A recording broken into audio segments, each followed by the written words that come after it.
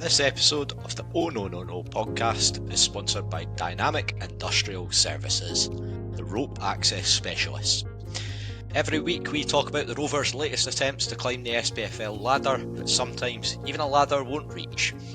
DIS are specialists in working at height, offering maintenance, inspection, repair and more, right across Scotland. So if you need a rope access specialist and you want a premiership service, visit dynamicindustrialservices.co.uk to find out more.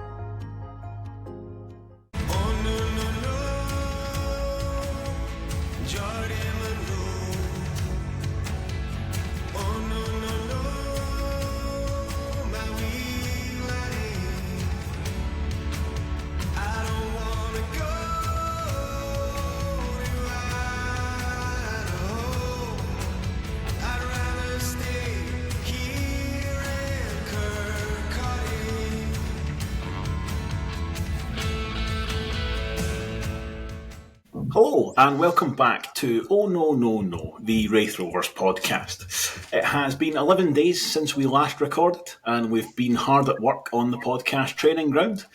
We used this time as an opportunity to reset, to work on some tactical tweaks, and now the boys and girls are buzzing and ready to get back to it. And what a game to come back to. With Starks Park heading for its first sellout since God was a boy and the BBC televising the game live, the Rovers welcome Dundee United in a game that feels like it could be season-defining in a number of different ways, depending on the outcome. My name is Duncan Cameron, and joining me tonight to walk through this top-of-the-table clash, I have got Robbie Weir, first of all. How are you, Robbie? Yeah, delighted to be back. I was getting questioned off my brother about whether I've been kicked off the podcast, so it's nice to make a return and prove the doubters wrong. Excellent. Back up at full match fitness. We've got Carol Allison-Smith is here too. How are you, Carol? Hola, I'm fine. I'm very good. I am ready to break some tangerine dreams. Good. Excellent. We've got Scott Fleming too. How are you, mate? Yeah, really good. Looking forward to this after a wee break there. Fantastic. And we've got Christina Beattie too. How are you, Christina? Oh, emotional. Feeling all the emotions, lots of nervous energy. Yeah, been through the rigour and the run up to this one. Right, Robbie, I'm going to start with you tonight, please. And I'm going to ask you a very simple question to kick us off. Is this a must-win game for the Rovers? Yeah, I guess you've got to think that it really has to be a must-win game if we're talking about league title, albeit it's not particularly potentially season-defining, I feel. Given the playoffs, I think if we'd been looking at this game 15 years ago, it would have been a very different situation. But nowadays, with the playoffs, you know that there's still that opportunity. Really hope we just make a really good go of it. We've done well against Dundee United so far this season, put in some really good performances. Form, both teams have been in and out of sorts recently, but United have been picking up the wins, we've tailed off. So really just looking to get that buzz back and have Blair Hopcross coming back on potentially on Sunday, calling him buzzing, as we'd love to see. I think we're all certainly hoping for that, and yeah, I know what you mean in terms of it feels like title-wise. I think for me it's probably a must not lose. I mean, it is just a 4-point gap, but if they win tomorrow night, that's probably, I mean, you'd be looking at. I mean, there's 14 games to go. It's a weird one. It's a very, very strange one. It's almost about laying down a marker as much as anything, isn't it, for them at that point, you'd think. So I think there's a question mark over Jim Goodwin and his ability to kind of cope under pressure. You know, I think lost all 5 games after the split last season when they were trying to stay up. Obviously, we beat them at Tannadice. You know, he's not got Darvel with Aberdeen. He's not got a great reputation when it comes to these big games. I feel like if they beat us tomorrow night, you can almost at least shake that off a little bit. Whereas if they don't, particularly if the Rovers win tomorrow night, I think suddenly he's then looking at 14 games to go. 14's probably too many, but at a certain point you get into you've got 6 cup finals between now and the end of the season. I wouldn't want Jim Goodwin taking me into a cup final, so that's where I think the pressure will really dial up, and it's almost a case of keeping within touching distance until you get to that point. And it's if they win tomorrow night, I think that's where the opportunity is, that they can actually stretch their legs a little bit and maybe get into a situation like Falkirk are in the division below now, where they'll stroll to that title now. But Carol, how are you feeling about this one? Where's your optimism, pessimism, the needle at this point? So the gut is saying a win. The heart is saying a win. The head is saying just don't concede. I'm not a fan of this phrase, but please let it be a clean sheet. Please let it be a clean sheet. I think just for morale, it would be good. Not to lose early on would be good. So yeah, clean sheet. Heart is saying win. Stomach saying win, but head is going, please just be a clean sheet. I thought you were going to be like the guy from Operation there. Like, my tennis elbow says be 2-1. My bad knee's feeling 4-0. I'm not that old yet, cheeky sod. Christina, how about you? I know you said that obviously you're feeling this one, but where have those feelings brought you to at this point? Many, many, many things to say tonight. I don't even know if I'm going to make any sense, if there's going to be any coherence to what I'm saying. It's all just like in my head and needing to come out. Like, I've had outbursts this week. I've just started singing Rovers songs randomly, like, get it out. I, unlike Robbie, think this is absolutely season defining tomorrow. Like, I hope that I don't make this too big a deal, this game. And it's like, I just feel like with the pressure and stuff, but I honestly think this game, if we win tomorrow night, we are winning this league. If we lose tomorrow night, the season's over. So obviously, I do know we've got the playoffs and stuff, but I'm not talking about that. I just mean in terms of winning the title. They've had time off. We couldn't be in a better position right now. We've got the break we've had. We've got our new sign-in. We've got Sam Stanton back. If we win, it's the psychological aspect, the mindset of it, and the marker of we're going to officially split the season tomorrow night. Like, we've had the bad run of form. We smash it tomorrow night. That's it. We're back on form. I don't believe if we win tomorrow, I feel like it's going to be an upward trajectory again.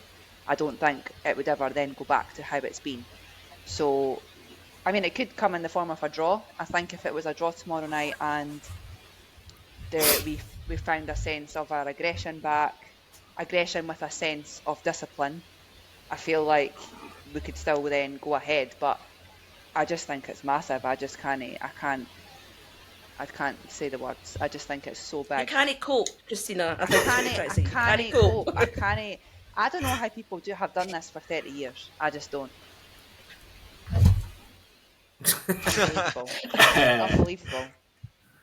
Scott, give me your thoughts on that. Do you share Christina's nervous disposition at this point? No, I wouldn't say I'm nervous for the game. I am. Scott's like, I'm just going to rock up. It's great. I'm just going to watch the TV. I'm going to chill in the house. No, I must say, as the days have gotten closer and closer, you do start to realise that this is a massive game, and the club are doing the right thing by building up day by day on social media as well. And you've seen it on social media for BBC Scotland today as well. They've been talking to Ross Matthews and just asking, obviously, about what the club are thinking, what the players are thinking. And I mean, I agree with Christina. We're in such a good position in terms of, yes, our form's not been good, but we've not came straight from a game a few days ago. We've had a little bit of a reset and we've got guys coming back. One thing I will say is that I really hope folk don't expect, or I might be proved wrong, he might just come back to being the best player on the pitch. He's been out for 8 weeks. And I'm glad he's back, but I just hope folk didn't expect them to be hitting it the ground running straight away with Sam Stanton. Because when You you've just said best player on the pitch. You mean best player in the championship, Scott? well, that as well. But, well, when it's top v second anyway, somebody on that pitch is going to be the best player on the pitch. So, no, I feel like he could come out and play 70 minutes, then have to come off. We don't know. I would rather that he'd played maybe a game before now to get more minutes under his belt. Obviously, I've not heard if we've played any sort of behind closed door game or anything in the last couple of weeks, but. But in general, I'm looking forward to the game, and I just hope that, again, agreeing with Carol here, that if we can get a clean sheet, I'll be over the moon. Like, the fact that we've not had one for so long, and the fact that it's just been the same goals we're conceding all the time in terms of just sloppy mistakes. I'm hoping that we can start cutting that out and maybe get a consistent run a back four. That's what I'm hoping for as well. You would think, barring any kind of secret injuries that they're keeping under wraps, that's a solid kind of fortnight that back four have had to spend spend as a unit. Like, they've not been out of each other's sights, but when working through their shape and their positioning and all that kind of stuff, just to get almost like you would in pre-season again. When you bring new players in and just resetting and reintroducing everybody. And almost regardless of what happens tomorrow night, hopefully this is, whatever it is, the second or third game of a long run where we'll get these defenders to come together. I've got visions of Ian Murray chucking them off, sending them 4 defenders away to an escape room, just getting them all team bonding again. You feel like what you team could escape have them, room would they have, though? Well, what team escape room would it be? Thinking about that goal One way they you get a clean conceded. sheet as a reward. Yeah. That goal they conceded at Airdrie, where they all ended up in other ways, you'd almost have them like a 3-legged race, except it would be however many legs that would be if you get 4 of you, just so that they have to retain, like, Millen must be the right back and Dick must be the left back, and they can't cross over one another. 2 people who work in finance, definitely not doing the numbers right now. That's what calculators are for. Exactly. But definitely there are a lot of reasons to be optimistic.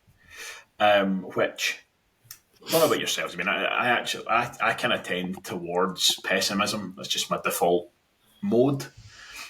And I think, a week ago, kind of looking towards this one, saying, you know what, not got kind of great feelings about this, but that wave of optimism always kind of sweeps over, and certainly by the time the first whistle goes, I'm at like fever pitch with it.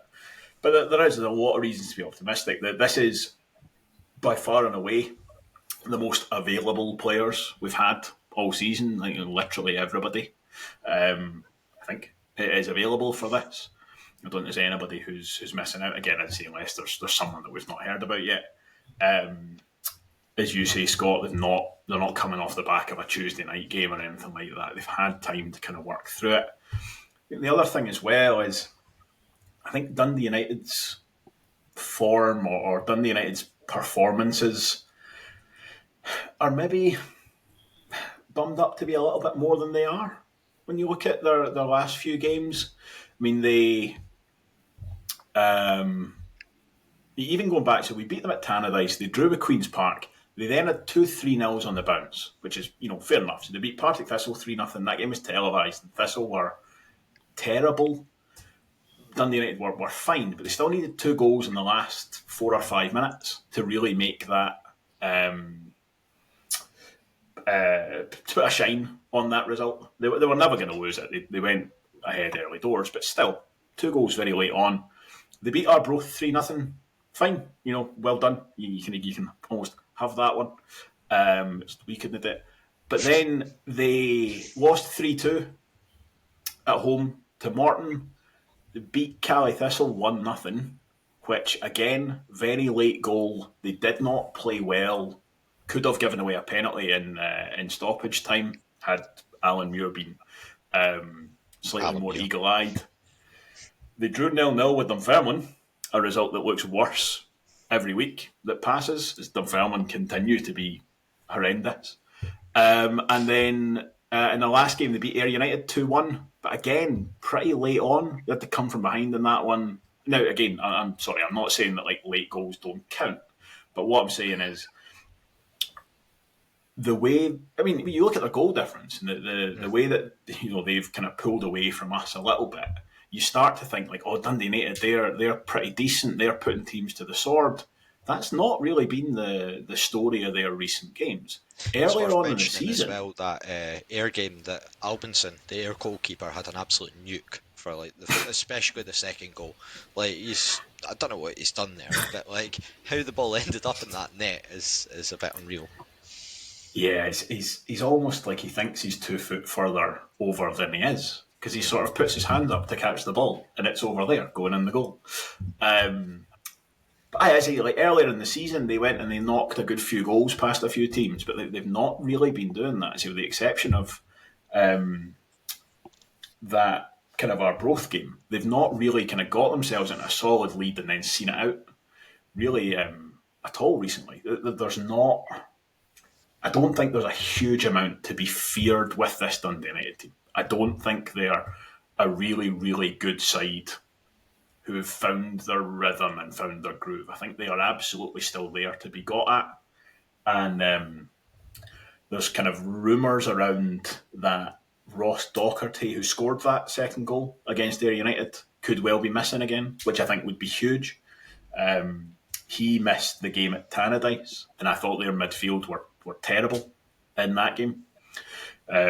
Craig Sibbald and Jordan Tilson couldn't get a foot on the ball at all, and I think that really gave us a platform to kind of go from. So again, I think if Docherty is missing, that is a real reason to be kind of optimistic. Declan Gallagher as well, who's obviously a very, very experienced player in the middle of their defence. Jim Goodwin's in the paper the day talking about pitching him back in, coming off the back of surgery, and Jim Goodwin's like, look, anybody who's had surgery knows it's really painful, but Gal's a tough guy, he can play through that. Like, managers of the Championship, learn a lesson. Stop playing people who are immediately back from surgery. Stop breaking players. Stop breaking your own squad. It Yeah, seems no, like carry on. well, Objection from, overruled. Right. from a humanitarian standpoint, from a stop doing it. humanitarian, loving, caring point of view, stop breaking your squad. From a Raith Rovers point of view, break them all you want. But yeah, it just seems to be that. Yeah, stop breaking them. Yeah, it seems wild, especially for someone like. I was going to say, Dundee United, you've got other options. I don't think their other options are great, although they have brought a guy in from St Johnstone on loan, which is a perfectly reasonable course of action, to kind of go into that back line as well. I mean, Robbie, looking at kind of Dundee United and what we've seen of them previously and what else they've done, do they feel like I don't know. They feel like a kind of championship winning side to you? Do you think if they are they going to go on and win that, or do you think even if they do win it, it'll be kind of a stumbling charge to the title? I would say that compared to previous winners of the championship, you look at teams like Hearts, for example, when they were in the COVID season and they had Liam Boyce, who was free scorer, and they just kind of just walked away with it, really. Other teams historically as well have always tended, like Hibs, St Mirren before, they just find a way to romp home to the league. I think Dundee United have definitely got the foundation there to do it, but I think again this next game is going to be telling for it. January I wasn't too impressed with their business, albeit it might be that I've just not looked forensically at it. McClelland seems a good option at centre back when you've got Declan Gallagher fit. Craig Levine at St Johnstone seems to have a bit of a cull of his squad at the moment. 3 players out on loan, at least, that I'm aware of. Witherspoon's a really good signing, but whether he adjusts into being the same player that he was at Callie's up to be seen. I don't know how the lad grieves them, but he's not a name that you've seen jump out. The most important player for them that seems to be the one that's come to the fore recently, who had been in line for a bit of a stick and was suggested to be going away from them in January, was actually Tony Watt, and he seems to be the player that's coming up trumps for them at the moment. So, yeah, they've got the budget, they've got the finances behind them. It was always going to be a big ask to go up against them, and we're here mid-February, 4 points behind them. We play them, so I know it feels like a last chance saloon almost in terms of the league, and there is 14 games left, but at the same time, we're not a million miles away, and like you say, they're not unbeatable. We've beat them at Tannadice, we gave them a good game at Starks, where both teams shared the spoils in that draw. We've got players as well that if they get on their game, then there's no reason why we can't do some damage to them. So I think that people kind of overlook that. I know that we've not been on form recently, but I feel like the break came at a good time for us, and if we can get into the game and we build up, and the longer we go with a clean sheet, watch us, we'll probably concede within 5 minutes, but I'll be raging. I feel like the longer that the game goes on, where we've got a 0 against our name, Raith Rovers 0, and our Dundee United 0 even, then the better it is for us, the pressure will build on them, and I feel like our fans will stick with the team. So yeah, very interested to see how it goes on Friday. Definitely, and on the subject of the fans and the backing that the team's going to get, like, incredibly impressive ticket sales. I think really certainly beyond what I expected. I mean, it would look very, very likely like that it's going to sell out now. So the away end's completely sold out. So they've got the north stand and that kind of section of the railway stand. I think the south stand's now sold out as well. I think it's only tickets in the main stand remaining. So that is going to be brilliant. First of all, just to have an absolutely properly packed out Starks Park. I genuinely don't know when the last time Starks Park was full. And I know Rory Kilgour was saying on Twitter earlier it's at least 25 years. I mean, it's absolutely fantastic. And I think that, yeah, it's the spectre that's always there. We saw it at the Airdrie game. You know, it's an early goal for the opposition can always kind of turn that down. But barring that, and you'll get a really, really strong atmosphere out that home end. And conversely, it's not going to take an awful lot to turn that away end against their own side. And I think we saw that at Tannadice. Like, they are far from convinced by Jim Goodwin. And that's something that I think really can work in our favour. And for anyone who is still possibly, kind of on the fence a little bit, optimism-wise, on this one, what I would say is go back and watch the highlights from Tannadice. And if you've got time, watch Sam North's video from Tannadice as well, even if you just jump to Dylan Easton's goal. Because the highlights in particular is we were excellent that day. And see when you've been through 5 losses, that starts to feel like it was a million years ago. And then you watch the highlights and you think, there's people with Santa hats there. That was 6 weeks ago. That feels like a different team, a different era. Like, yeah. No, that was very, very recent. All those boys, all that effort, that's still there, that skill. And it's that same Dundee United side as well. There's absolutely no reason we can't go and do that again. Can I just caveat this? If you're a fan, right, and you want to encourage people along to this game, right, Friday night, it's on the TV, pretty much a full house at Starks Park. There's 380 tickets left. Now, there is potential there that you could see one of the most iconic moments in Scottish football. You could be there firsthand in the same stand to see it. You would be in the Turnbull Hutton stand. And if Mr. Sam Stanton pops up and is able to put a ball in the net and we get a winner, you will see Christina Beattie going absolutely mental.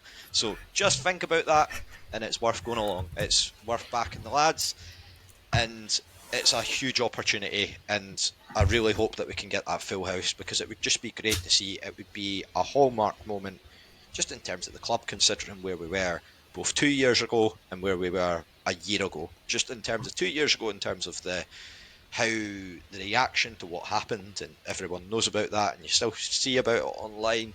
And then a year ago, when it was more apathetic, and we maybe had the Motherwell result, but in the league we weren't going so strong, and we were kind of a bit up and down in terms of our form. Now we've got that situation where we can kick on as a club, and just as I say, it's one of these ones where we're going for the title, sure, and worst comes to the worst, we'll be in the playoffs.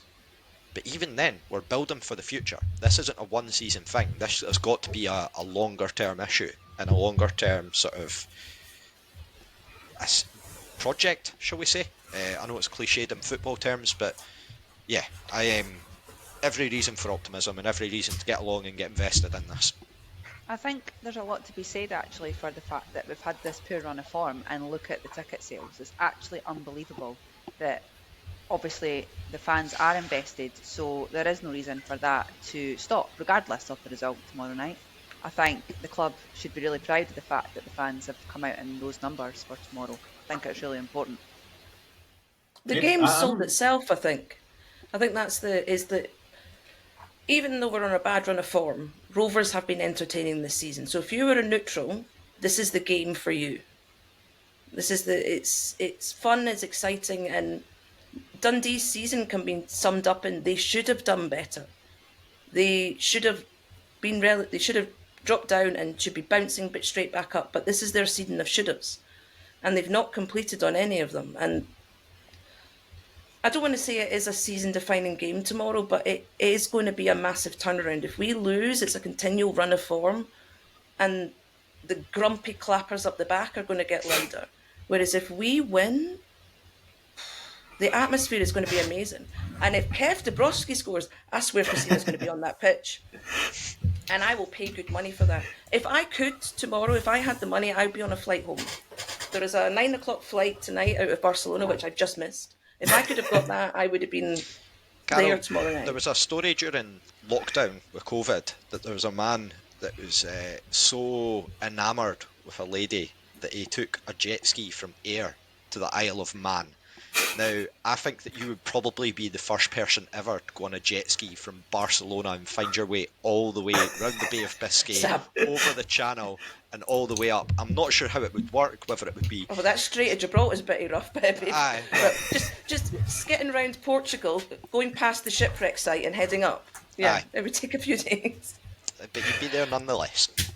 I promised Ali Gurley that if Rovers ever got to a major league final, I would cycle from Barcelona to Kirkcaldy.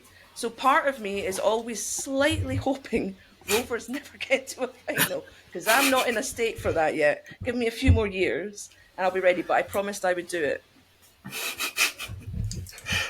That would be some achievement, and I hope you'd time that back so that you were actually arriving at the ground in time. That's a real pace set for that.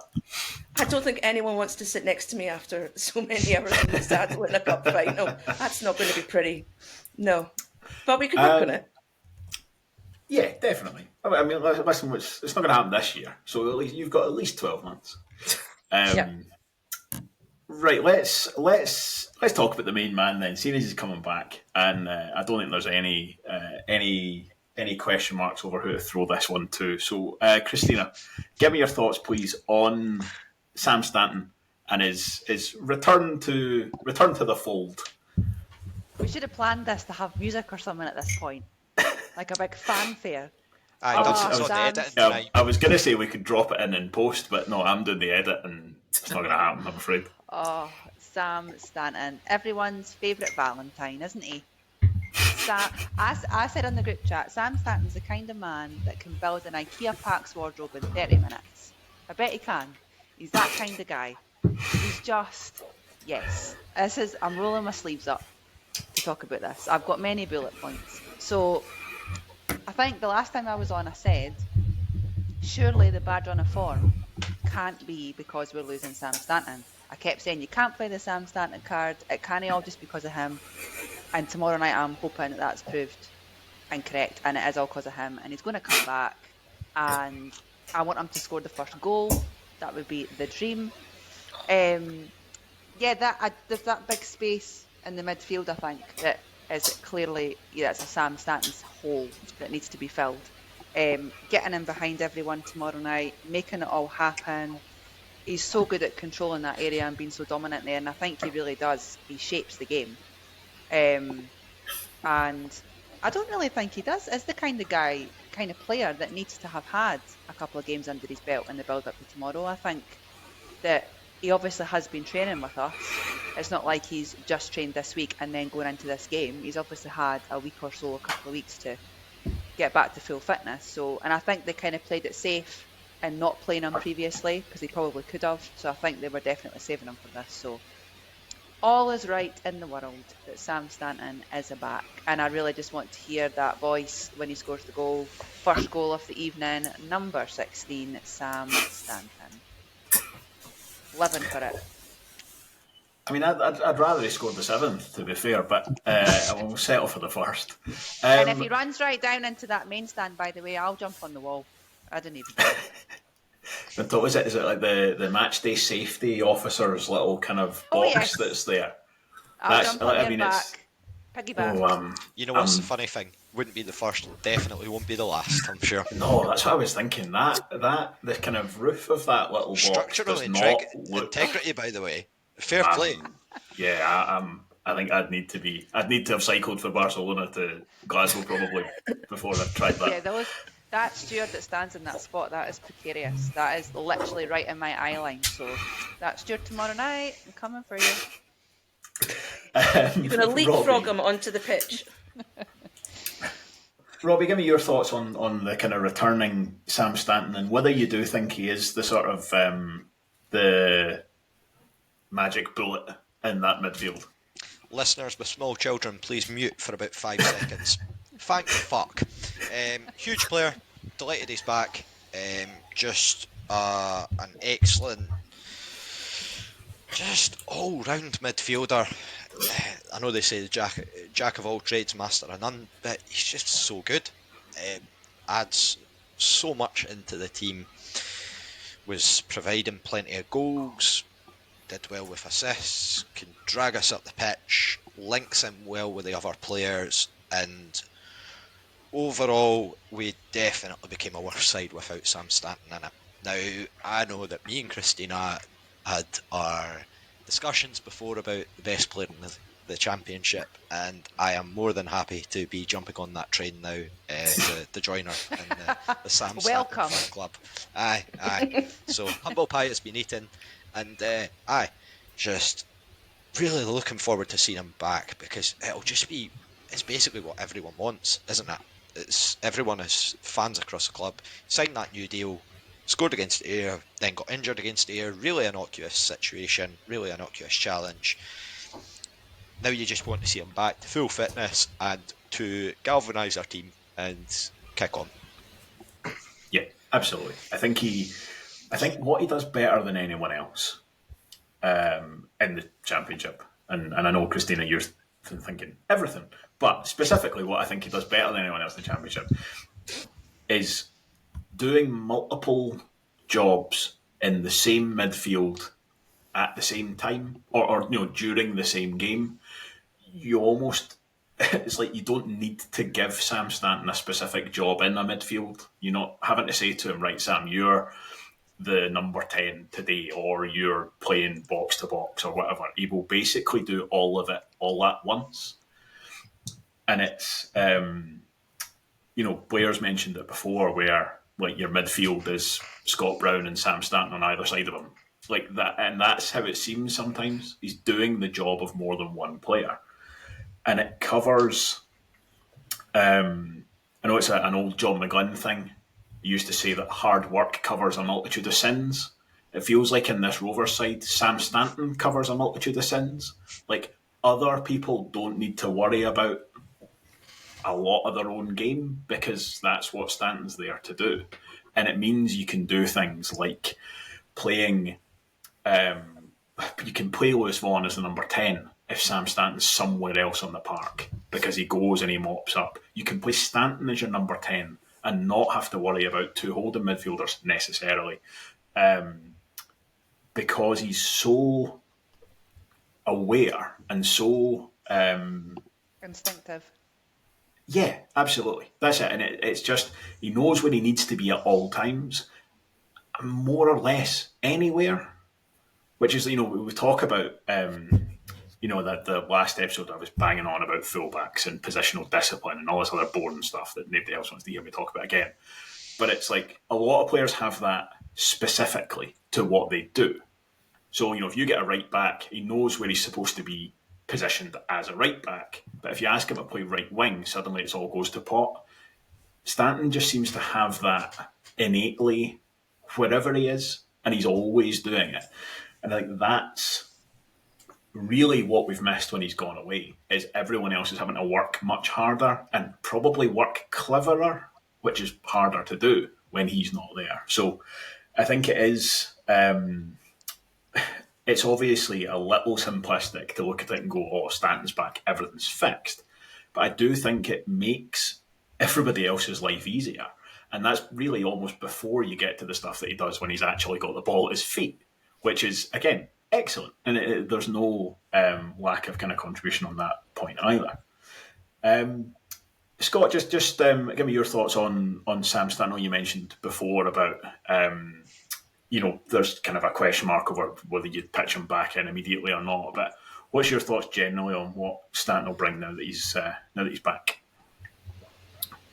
Yeah, I don't think it's a question of whether he would get pitched in. I think everybody's fully expecting him to be thrown straight back in, just purely down to the fact of the form. I think had we been in semi-decent form still, then there would have been the question of, do you maybe sort of go a little bit more easier, easing him in a bit better. But the fact that we've not won a game since he's been away, it kind of... Dunfermline. Yeah. We beat Dunfermline? Which time? Oh, many a time. We've not won a home game since he's been out, and so it's been a very frustrating time, the whole duration that he's been out. But at the same time, I just think that I'm going to stick by it, that I'm not going to be... I hope that there's not going to be a lot of people frustrated or getting on his back if he's not Sam Stanton of what he had been up until December 22nd or whatever it was when he got injured, because we all know how good he is and what he's done up until now, and there was a reason that we were so desperate for him to sign that new deal, which we're all over the moon that he did. So I think it's just going to be a case of, let's hope that the couple of weeks of training he's been back in amongst it, that he's ready to go. And but I mean, I would be over the moon if he got a goal and it was the winner in front of the South Stand in the second half. That would be... Don't.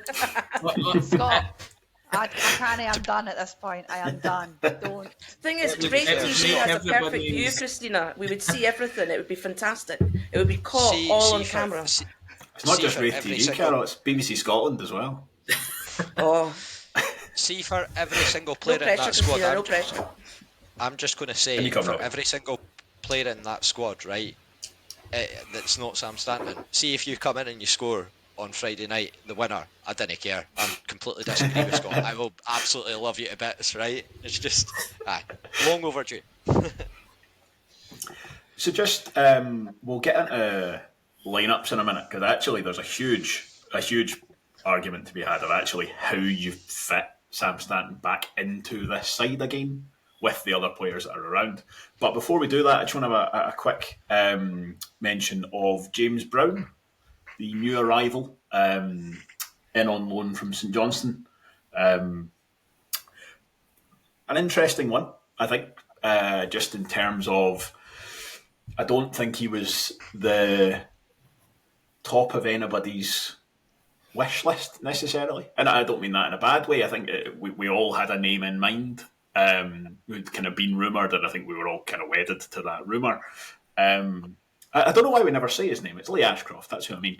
Obviously he was playing for Dundee, and then it looks like it's gotten to a certain point where either Dundee have made it clear that they're actually now intend to keep Lee Ashcroft, or the Rovers, Ian Murray, has to get fed up waiting, or there's an opportunity's come up to speak to James Brown. St Johnstone made it clear that he was one of their players they were kind of willing to let go. He looks to me, kind of profile-wise, a little bit like Liam Dick, but on the other side, in as much as he's a fullback who, and he says this in his interview with Neil, he's kind of a defender first and foremost, which is interesting because it is. But no, we have spent a fair bit of time recently bemoaning maybe Ross Millen's defensive attributes in a certain sense, particularly in the air. So bringing in a more defensive-minded fullback's not necessarily a bad thing. He has also spent a fair bit of time playing right wing back for St Johnstone. Now, I think, to be fair, that's a large part of why their fans weren't so keen on him latterly, was because he was being used as a wing back, and he can't necessarily do it because he says himself he'd rather defend. So I think it makes sense on a couple of options. I think he's either coming in essentially to provide competition at right back, which is absolutely legitimate because right back is the only position before he came in where we did not have a second option. You were having to ask someone to play out of position. I mean, left back, Callum Hannah's there. There's other guys all over the park. Right back, Ross Millen and nobody else. But also, we talked a little bit recently about if you wanted to go to a back three, because we did a couple of times and it was all, square pegs and round holes. I think what James Brown gives you is the option for him to play right centre half on a three and then Ross Millen to be the right wing back. You still don't really have a left wing back, so I'm not entirely sure if that's the case. But it's an option. And he did also say in his interview, and I wasn't aware of this, that he has played left back and actually left wing back as well. So it sounds like a good option to come into defence. We were a little bit light on the defensive side. And he's going to provide competition. He's going to be an extra body in there. And he's been playing Premiership football for the last 3 years. So by no means a bad option to add. If, at the same time, not necessarily the flashiest addition that you'll ever see. Robbie, give me your thoughts on James Brown and why you think that deal's kind of come about. Yeah, clicking about the Wikipedia there, and there's about 5 different James Browns that are currently playing in Scotland. So I was finding the right one was a bit of a pain in the neck, but yeah, I think that defensively it adds another body in. We have so much cover across the rest of the pitch that to have a player come in and add to the back line in direct competition to Ross Milne's got to be really a good thing. I do like Ross Milne as a player, but very interested to see what Brown can offer. And just adds to our defence's options. We've gone from having a really sort of shallow defence, and now that Keith Watson's back, Ewan Murray's back, we've got James Brown in. You've got Scott McGill that could potentially chip in there. Younger lads like Adam and Callum that could potentially come into squads, and Liam Dick as well. Yeah, it's overall interested to see if it has an impact, if we can get a bit of an upturn defensively, because again, we've had a few horror shows, especially the Cali game. I don't think anyone can really sort of say it was anything otherwise. Just really want I know it sounds simple, but I just want a defence that can do defending really well. I know it sounds basic, but it doesn't need to be the most flashy. But if you had, I know that you've referred to sort of Keith Watson as just a sort of bit of a blood and thunder defender. Just hopefully can more of the same. So yeah. No, I agree with you. I think that's. James Brown says in an interview that he's a defender who wants to defend. It's like, good. That's what I like too. It's just the defenders who can defend would be, without being too harsh, would be a bit of a nice change compared to the last few weeks. So, that would be, if you can add a little bit to that defensive unit and they as a whole can be a little bit more solid, then yeah, definitely a good one to bring in. Right, let's get into lineups for this. Because there's less than 24 hours to kick off, and I think it'll take us a good bit of time to walk through the various permutations that are available here. Right, Christina, you can kick us off. How are you fitting all of the various shining stars in this Rovers side into the one starting 11, please, seeing as they're all available?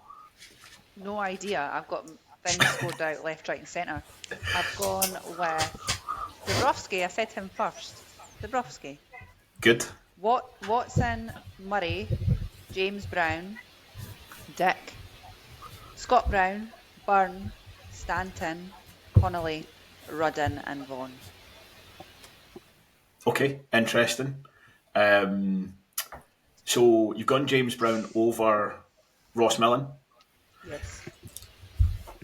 Just kind of what's the thinking behind that one? So, really, the baptism of fire approach. I'm hoping just to put him in the deep end and just hope that he shines, basically, is what I'm hoping for, with then Ross Millen to then be subbed on if needed. Murray, I don't know. I was thinking more like if James Brown and Ewan Murray could maybe be some sort of combo. When you were talking about James Brown, I was thinking we just need a defender that's going to mark his man, essentially. And I'm hoping because he's used to playing in the league above, he's going to be not a leader, but some sort of role model. I don't mean that in a bad way. Like, we don't need someone to come in and be like, "This is how you do it." But I just feel like something a wee bit fresh and something to kind of learn from, some new ideas. I thought Keith Watson was great in the last game as well. And Dick, I think he's been steady the whole season. But if it comes down to Millen or Dick, I was putting Dick in. So. What I like about Keith Watson is you get exactly what you expect with Keith Watson. Like, Keith Watson must be, in a very specific way, must be a dream to play alongside, because as a teammate, he's so predictable. Like, he just does what he does every time. Doesn't take chances, doesn't mess about, just clears the ball, wins his headers, wins his tackles. He's got weaknesses in his game, of course he does. But I'm a huge fan of Keith Watson. Actually, I'm really glad that he's back in. Team I've got is not a million miles away from yours, actually, Christina. So I've got Dabrowski, Dick, Murray, Watson. I've kept Ross Millen in, but absolutely, I think there's a case for James Brown. That was why I was asking that. I think I would not be at all surprised to see James Brown start this one. For my kind of midfield, I'm going in a way that Ian Murray categorically will not, to be perfectly honest, which is same as you, Christina. I've got Sean Byrne and Scott Brown in the kind of base in the midfield in a sort of 4-2-3-1. For me, I've then got Stanton in the middle, so Stanton's kind of playing as the number 10. What that means is I don't have Lewis Vaughan in my starting lineup, which I realise is a huge kind of call. Wow. But this, I think, is the problem that Ian Murray's kind of built for himself, is that you can't fit all these guys into the team. And this is where I think, personally, you have to be hard on players, because there's more to be gained by just playing people in the right positions, essentially. So I've got two options, right? Once I decide I want Stanton in as the number 10, I've basically got two options, which is play Vaughan out of position or play Vaughan or don't play Vaughan, essentially. And if you do play him out of position, you're really just recreating that issue somewhere else. So as a Byrne and Brown at the base of the midfield, Stanton as the kind of number 10. I've got East on one side and Mullen on the other, but you can make an argument for any of the wide players. I think we've been in that way all season. If it's Connolly instead of Mullen, I've no complaints. Quite happy. And then Jack Hamlin up front. And that's, I think, as I say, there are multiple guys on that bench who would be actively pissed off to not start that game and would have every right to be. But I think that's just the team you've built. I mean, even like now, based on form since he's come in, it's a very easy decision, to be fair. But even 4 or 5 weeks ago when he came in, if you'd told me I had that lineup and I wasn't playing Kyle Turner, I'd be like, well, hang on, surely Kyle Turner's got to be in a team like that as well. But it's as I say, these are obviously the tough decisions that the manager's come up for himself. Robbie, give me your lineup and whatever shape it happens to be, whether it's a prediction or a desired lineup or. Well, I've gone I've actually got two lineups. I've got what's in the heed and what's in the heart. So the heed is a 4-2-3-1. Big Kevin goals. Liam Dick left back. Brown of the defensive variety will be right back, I suspect. With Murray and Watson as your centre backs. Scott Brown and Sean Byrne in home midfield positions. I actually had Lewis Vaughan out left. He did successfully in League One there for that season, cutting in, and I think that could be a potential option. Sam Stanton is a number 10 because everyone loves Sam Stanton. Zach Rudden out wide, playing as sort of an inside forward, bit of a battering ram, and then Jack Hamilton up top. So that's what my head would say would be a sensible option. My heart, on the other hand, is absolutely daft. It's a total wreck. So, you know what? Chucked it out the window. New formation, 4-3-3. Big Kevin goals. Liam Dick at left back. Ross Milne, angry man. Very passionate. Love it. Get him in the squad. Ewan Murray and then Watson at centre back. Ross Matthews, in you come, son. You're in there with Scott Brown and Sam Stanton in a three in the middle. And then up top, we're just chucking in Lewis Vaughan with Easton out on the wing. And then you've got Jack Hamilton to lead the line. A lot of depth on that bench, to say the least. So you've got Mullen, Connolly, Turner. Who else am I missing? There's got to be other players that are potentially Easton. missing there. Easton or Rudden, depending on whichever lineup we're going with there. Callum Smith. Yep. He's all huge players potentially to come on. And I do not envy Ian Murray's choice in the slightest, because we've got a very full squad, but that's the problem that you create for yourself when you're actually signing very good players. They're all very talented, they can all stake a claim. And let's be honest, I know Leslie mentioned this point before, we've been on a horrific run, but this time last year we were looking at guys like John Fredrickson had left the club, who was the boy with the long throw, Kyle Connell up top first half of the season, Willie Akio, etc. How dross was that? And then Conor you get McBride. this now. Aye, Conor McBride. Now, no offence to those lads, they all tried their hearts out, but just if you look at this squad that we've got now compared to that one, it's actually laughable.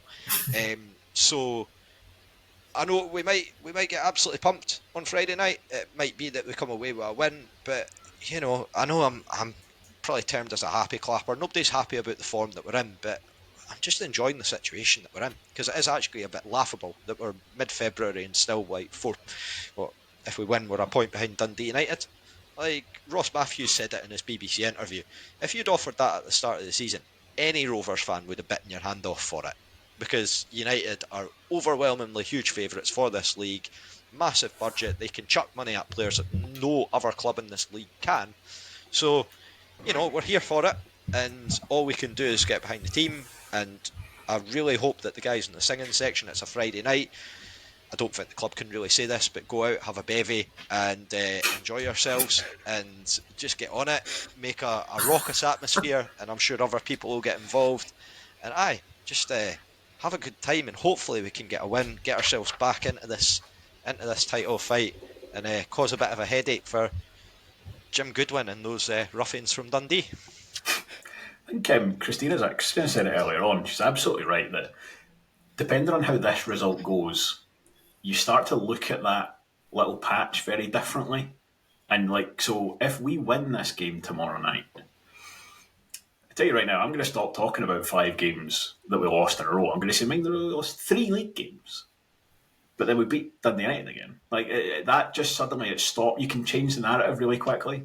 And I mean, I realise it's all hypothetical, and you can make up whatever you want. But if we just lost 3 league games, kind of sprinkled throughout the run that we went on earlier, and we were still in this position, the mindset would be completely different. No, we have lost 3 games. We lost 2 cup games in the same period. But see, to illustrate that point, Morton are on their best ever run, and it's like 13, 12 games or something like that. It's their best run since like the 80s or 90s or something like that. And we've done better than that this season already alone. So the narrative can be switched very easily depending on how things go, and I really hope, because I'll be honest, I just like the squad. I like the players in it. I feel that we've had a bit of a lapse in form, but I don't think there's any reason to chuck things out or to. I'm no certainly losing the rag myself. But I know that everyone's entitled to their own opinions, and I'm not going to slaughter anyone for their own opinions. But I really want this squad to do well because they are just a really likeable bunch. I get that things haven't been going well for them recently, but if they can turn it around, I know that every single fan will get behind them. So, aye. Can I just say something about the happy clapping? I never said this last time, and it annoyed me that I forgot. See if I want to come down to Starch Park on a cold, wet, rainy, freezing Friday night and watch the Rovers get humped 5-0 and clap the team off, right? I'm happy clapping till I die because I want to stand there and even though it's been dire, respect the fact that they've gone out there and they've tried their best, right? So that needs to stop that whole, the happy clappers will be clapping regardless. Yeah, and so what? I mean, and this is the very reason that we have a podcast. We've got Scott here, who's absolutely fantastic for offering an alternative view in terms of performances.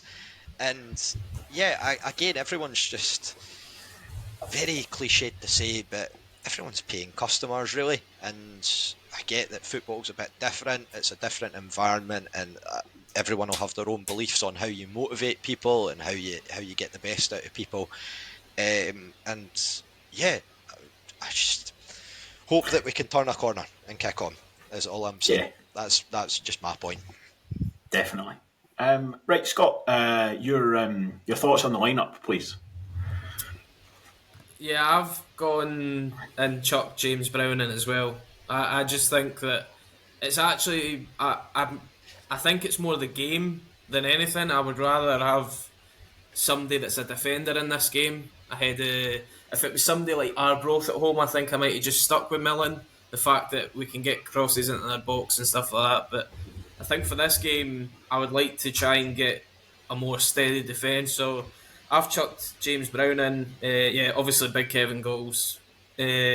Watson, Murray, Liam Dick to complete the back four. I think I'm the only one trying to pick up your lineups, but I've actually not got Sean Byrne. I think that's where Sam Stanton comes in and plays beside Scott Brown in the two. I've also got 4-2-3-1. It's a formation I've been wanting us to play for weeks. So I think, yeah, I've gone Bruni and Sam Stanton. Then I've got Connolly on the right, Mullen on the left, and Vaughan at number 10 with Hamilton up top. We've not done it a lot since he's came to the club, and he actually was speaking to a mate of mine who's an Ayr fan, and he'd said that Josh Mullen's stats at playing on the left side last season, even though he's out and out right mid, right winger, and he was fine for them on that side, but in the 6 games I think he played left mid, he got 2 goals and 3 assists. So whether that's him coming in on that right foot and then he's able to just whip a ball into the back post or even just take a few shots, I don't know, but it's something I'm willing to try in this game and see if that works. And I mean, if he can, we see Jack Hamilton makes them sort of late runs, kind of ghosting in between defenders just for a glance and header. I think if you can get Josh Mullen to whip a few balls into him, there could be at least one of them is lucky enough to hit the back of the net. So that's the lineup I ended up going with. I can only think of once that we've done that with Mullen, and it was away at Capello when Aidan Connolly scored us 2 headers, and one of them was from a brilliant in-swinging Josh Mullen cross. Yeah. But that's yes. I mean, you and I, we've got exactly the same kind of system, and we've solved the same problem in different ways, which is basically that I don't think you can reasonably accommodate Sean Byrne, Scott Brown, Sam Stanton, and Louis Vaughan all in the same side, unless you play Vaughan as the striker, which obviously with Hamilton there you're not going to do. So yeah, so that's, I dropped Vaughan out, you dropped Sean Byrne out. I think you could make arguments for doing the same with Scott Brown. You could probably make the same argument for Sam Stanton given his fitness, but that is a problem born of having too many good football players, which had we been doing this podcast over the last few years, not a discussion that would have come up that often, to be honest. So we could be a lot worse. Carol, how about you? What's your thoughts on the lineup? Anybody in particular you want to see coming in, or anybody you're crabbit with? I want Ross Matthews. I want Ross Matthews. I've just spent listening to all of you like scribbling, and all I've got down in a bit of paper is Matthews. I thought that was a checkbook for a second there. I agree with Scott. I would really think that this squad is ready for 4-2-3-1. My problem is, who do you have as the one? I don't know if it's Vaughan or Hamilton. And then, as much as we've moaned about Ross Millen, I still want to keep him at the back. I just think he's got the attitude for this game more than anything else. Well, it's one thing I will say. Possibly Ross Millen's best game was away at Tannadice. 100%. Of the season. I think he was brilliant that day. Yeah. Which certainly I would rather he used the heat and kicked the heat than anything else, but there's the small things in life. Yeah, but where do you put Matthews? Do you have Matthews start and Sam Stanton come on as a sub? I kind of want to see them both on the field at the same time, because I think that would just be one concrete, solid midfield. I just think they would not just paper the cracks, they would foam fill the cracks that we've had at the back of the defence. And that's what we're missing. And it's, like you say, Duncan, we are spoiled for choice at the moment. And it's something that we've not had for many a season. Yeah, I've done Ross Matthews a disservice by not including him in that little roundel of players I've just listed there. Because he's another one that essentially you've got really three spaces for central midfielders, including like your number 10, really a second forward. And you've got easily 6 players to fit into those 3 places who are all, like, by rights, very good championship players. So yeah, very, very difficult. And so we've listed between us about 7 different lineups there. Categorically, Ian Murray will have something wildly different from each and every one of those. But it will be very interesting to see what comes out. But again, I think the reassuring thing is that there's nobody where you're like, oh, bloody hell, I hope he's not playing him again. Which, again, is a situation we've been in over the years where it's like... Nobody was going to come on a podcast and be overly excited about Ethan Variant, right? yeah, Ethan Variant at least tried. I was thinking of someone like Ross Perry. I'm very pleased I did not have this kind of platform when Ross Perry was playing for us. Playing, well, to an extent. Getting sent off after a minute. I wish I had the podcast. Pathetic things I've ever seen. I wish I had this podcast when we had Willis Furtado playing. Oh God! No, we're not talking Willis Furtado again. Willis Furtado has had more than enough airtime on this free platform. A 4-month cameo with Raith Rovers. He's gets an awful lot of mentions. He had impact. Aye. Impact on RS McCall's. That was about it.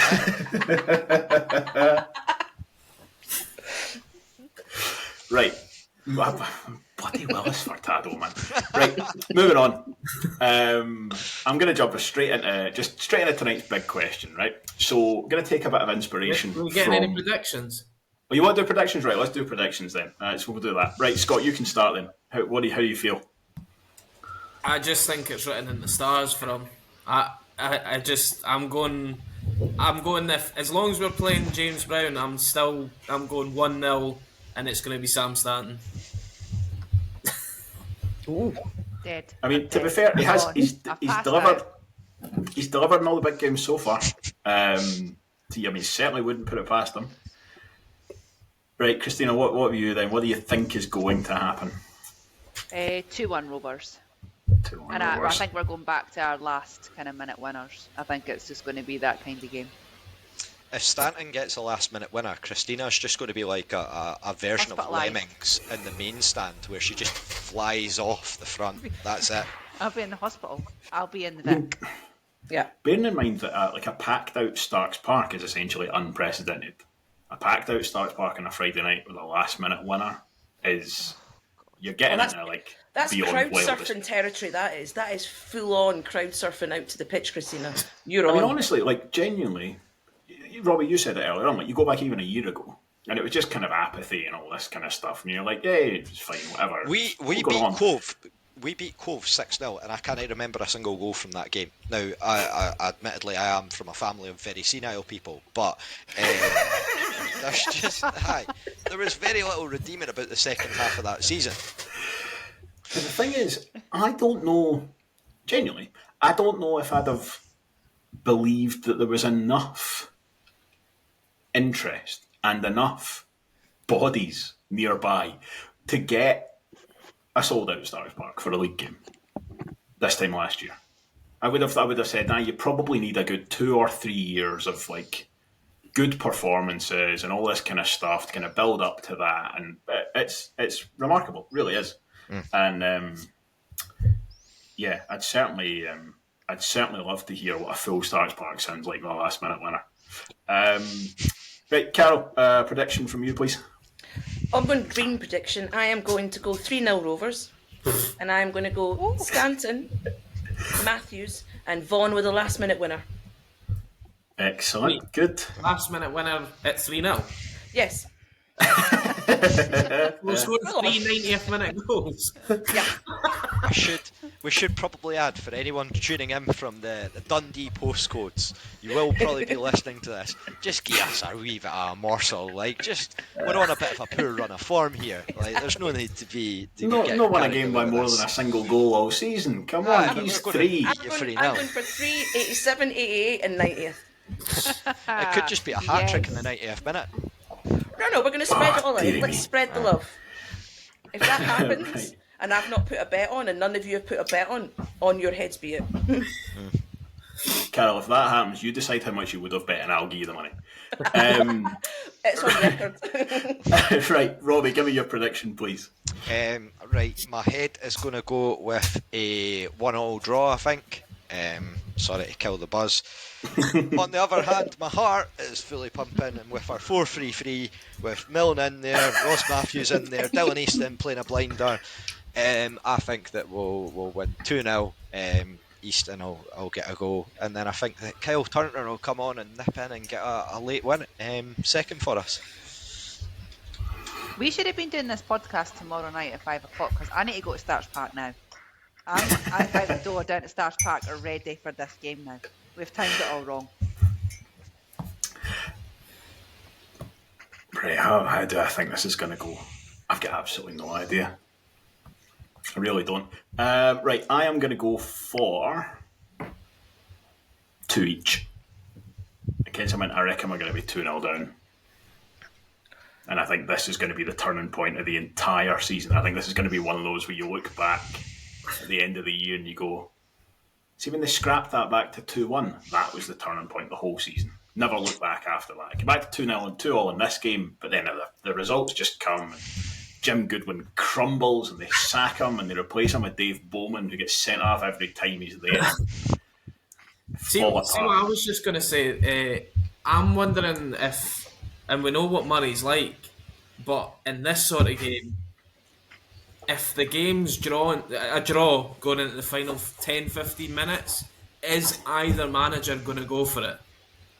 Like, out of the two teams, you would think it would be us more than them because they don't necessarily need to because they're 4 points ahead now. But is Murray willing to go, well, it could be 7 points if I really go for this? And it'll be interesting if it is 1-1, 0-0, whatever, going into that sort of final 15 minutes if Murray sticks or twists. This is, bear in mind, this is Ian Murray, right? He's a bit mad with it. Like, he's the type of person you can see him being a teenager and ask him what would be like, oh, what happens if I tan 5 cans of dragon soup? Like, he just seems a bit like Raj on that front. So I'm going to ask a really stupid question. What is dragon soup? Oh, you're in for a treat. We'll get you a can when you come back home next. Okay. Ian Latto is just going to be waiting there at Edinburgh Airport with a sign with your name on it and a can in the other hand. Oh, I don't know. Now, if you're doing that cycle from Barcelona, we do hit that cup final. He'll bring a crate over and you'll get there in record time. There's plenty energy juice in it. You'll be fine. We're not even sponsored by them. It's not soup. It's not soup. And there's no dragons either. There's no soup involved. No, it's essentially it's Red Bull with it's tins of vodka Red Bull essentially, except made on the cheap and it's Craig Levine not regrets. No, it's just a good laugh, isn't it? a product I'm not prepared to endorse. Just to your point, Scott, though, about if you go into the later stages and the game is still tight, categorically, regardless of what our starting lineup is, our bench is stronger than their bench. Like, they don't have that kind of depth. They've got a couple of guys that they can turn to, but we've got more in reserve than they do. I'm just not convinced that they've got even with everybody fit, even the guys they've added, I just don't. And I think we saw that. We've got more finishers. We've got more solid base on our bench. It's just like so long as it doesn't go to a back two in the final 10 minutes, then I can be happy. Just stick to a back. Like, keep your back four. Do whatever you like. See, if I was doing a team talk for that defence, it would be that video of Neil Warnock just going, "Enjoy yourselves, but by all means, but do it by being fucking disciplined." That would be my team talk to that defence. Just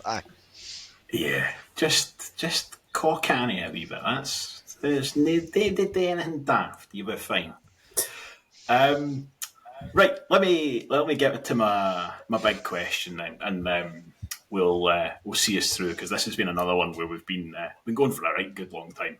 So for tonight's big question, I'm going to take a bit of inspiration from one Andrew Barrowman. So before he was our esteemed chief executive, a long playing career. Checked his Wikipedia, 15 different sides that he played for, some more kind of palatable than others. But it's got me wondering if that's a sort of viable career path for anyone else. So what I want you to tell me, please, is who from the current Rovers squad could you see making a move upstairs into the office with a big leather chair? Do you think there's any budding chief execs in that Rovers side? And let's see, Carol, let's start with you, please. Who do you think's got the potential for a business brain? I'm not going to go for any low-hanging fruit. I will touch base with some fantastic elevator pitches. Is anyone else getting this buzzword bingo? I would go with Aidan Connolly, just because I think he would spin around with his feet slightly from the chair.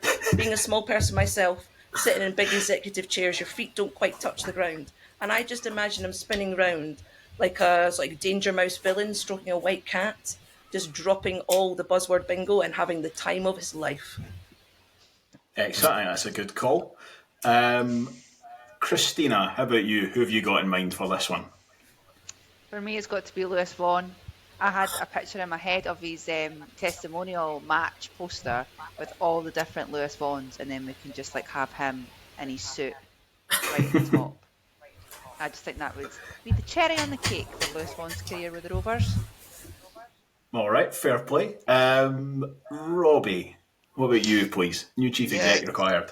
Me and my girlfriend have just started watching Succession, so topical. We've only just finished the first season, so please no spoilers. But I can see for the pick for CEO, I would go with Big Kev, the acceptable face. Just a beautiful, beautiful human being. Very well spoken, very funny, charisma guy who is a very good face for selling things, as we found on this podcast with the shirt sales that we've seen. And in the spirit of Succession, taking the COO role that Kieran Culkin's excellent Roman Roy in Succession, I would go with Zach Rudden, just because he just seems a bit mental. Just seems a good laugh, just based off what I've seen and what I've heard. So he could just be the mad CEO that we'll have alongside him. Zach Rudden does kind of have Roman Roy vibes. I don't know how to define that anymore, but he kind of does.